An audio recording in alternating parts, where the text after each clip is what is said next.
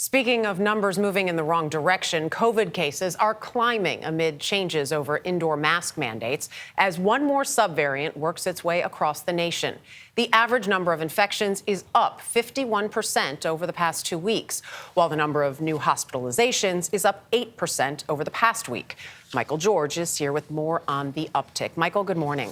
Dana, good morning. It's getting tougher and tougher for people to keep track of whether masks are mandatory or not. That's because the rules are changing daily and they vary depending on where you live. Take Philadelphia. Health officials lifted a mask mandate yesterday after reinstating it just 4 days before.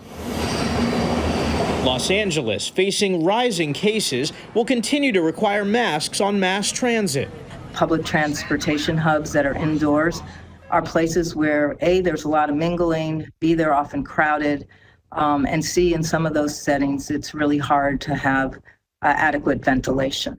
And a surge in Boston prompted the health department to recommend masks once again. Nationwide, most people live in areas with low community levels, but cases are rising in 36 states, driven by the BA.2 variant. This is a time not to be reckless and to wear masks indoors, check up on your vaccination status. As this current peak or wave starts to decline, then we can breathe a sigh of relief and feel more comfortable going into restaurants and bars without masks.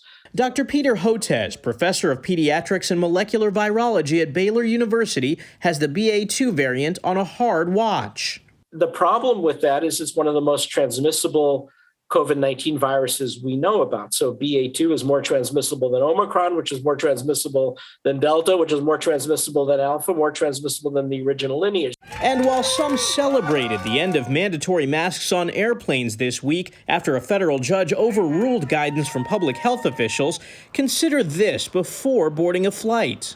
The issue is when you're talking about domestic air travel, when planes are going from all different parts of the country, you're going to have that mixing of people from all over the nation, and that's the reason why it made sense to keep the mask mandates, at least on the airlines.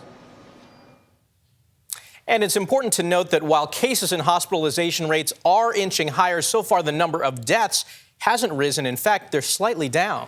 That's good news, right? All right, thank you, Michael.